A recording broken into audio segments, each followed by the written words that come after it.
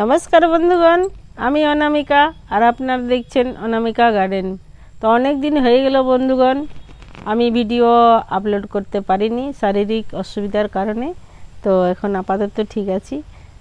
তো এই বৃষ্টিতে জবা গাছে অনেক ফুল আসছে ঠিকই, আপনাদেরও গাছগুলোতে অনেক ফুল আসছে, কিন্তু এই বর্ষাতে একটা বিশেষ লক্ষ্য করা যাচ্ছে যে অনেক কুঁড়ি হচ্ছে, কিন্তু কুঁড়িগুলো সব ফুটতে পারছে না। প্রচুর কুঁড়ি ঝরার সমস্যা রয়েছে, সঙ্গে মিলিবাগের আক্রমণ।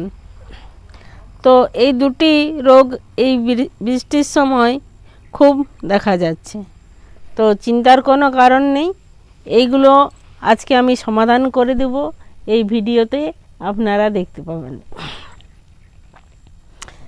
গাছে যখন কুঁড়ি আসে ভাবি আমরা যে সব কুঁড়িগুলো ফুটবে, সকালে দেখি যে কুঁড়িগুলো ঝরে পড়ে আছে, তখন প্রত্যেকেরই মন খারাপ হয়ে যায়। কিন্তু আমাদেরকে দেখতে হবে যাতে কুঁড়ি না ঝরে পড়ে, এবং দুটি কারণের জন্যেই কুঁড়িগুলো ঝরে পড়ে যায়। রাত্রিবেলায় একটি পোকা এসেও কিন্তু এই কুঁড়িগুলো কেটে চলে যায়। আরেকটি কারণ হচ্ছে বর্ষায় আমরা এই জবা গাছে গোড়া পচে যাবে বলে খাবার আমরা বন্ধ করে দিই, তার কারণে এই কুঁড়ি ঝরার সমস্যাটা দেখা যায়। তো খাবার এমন কিছু দিতে হবে, এমন কিছু পরিমাণে খাবারগুলো আমাদের ব্যবহার করতে হবে যাতে কুঁড়ি ঝরে না পড়ে এবং গোড়াও না পচে। এই দিকটি আমাদের লক্ষ্য রাখতে হবে। তো চলুন আজকে বেশি কথা না বলে আপনাদেরকে আমি দেখিয়ে দিচ্ছি কিভাবে জবা গাছের পরিচর্যা করবেন, যে আপনার জবা গাছগুলো খুব সুন্দর হয়ে উঠবে এবং ফুল ও কুঁড়িতে ভরে থাকবে সব সময়ের জন্যে।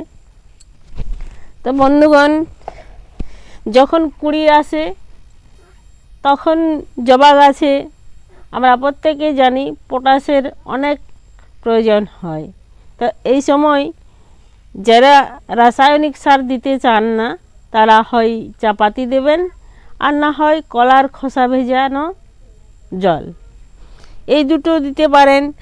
আর সাহস করে আপনারা যদি রাসায়নিক সার দিতে পারেন তাহলে খুবই ভালো, তাহলে আপনার খুব সঙ্গে সঙ্গে কাজ করবে, সমস্ত কুঁড়িগুলো ফুটে উঠবে। তো আমি কিন্তু সেই কাজটিই করি। তো চলুন আমি যেটা করি আপনাদেরকে এখনই দেখিয়ে দিচ্ছি। এটা দেখছেন খোলের গুঁড়ো। আমি গোটা খোল নিয়ে এসে বাজার থেকে মিক্সিতে গুঁড়ে নিয়েছি, পিষে দেখুন খুব সুন্দর ঝুরঝুরে হয়েছে। তো একটি গাছের জন্যে কতটা পরিমাণে দেব যে গাছের খুব সুন্দর খাবার হবে এবং সঙ্গে গাছের কিছু ক্ষতি না হবে। তো এটা আপনারা দেখতে পাচ্ছেন যে গুঁড়ো, সর্ষের খোলের গুঁড়ো, এটা 1 চামচের মতো হবে। এটা আমাদের ব্যবহার করতে হবে গাছের গোড়ায়। বৃষ্টি যখন থামবে, একটু রোদ রোদ ভাব আসবে, সেই সময় আমাদের এই গাছের গোড়ায় এরকম সর্ষের খোলের গুঁড়ো দিতে হবে অল্প করে। সঙ্গে যে জিনিসটি আমি বললাম পটাশ, সেটাও আমি দেখিয়ে দিচ্ছি কোন পটাশ দেবেন। এটা দেখুন একটু অনুখাদ্যের মধ্যে আছে।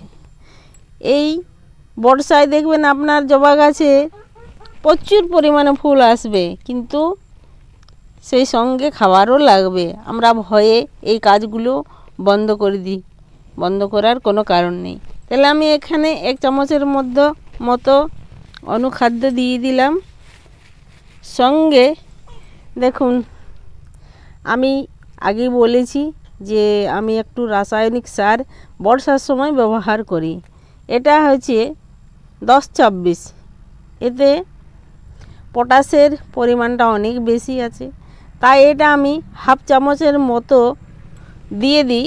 সেটা কতদিন অন্তর, 7 দিন অন্তর দিই, যে না খুব তাড়াতাড়ি দিতে হবে।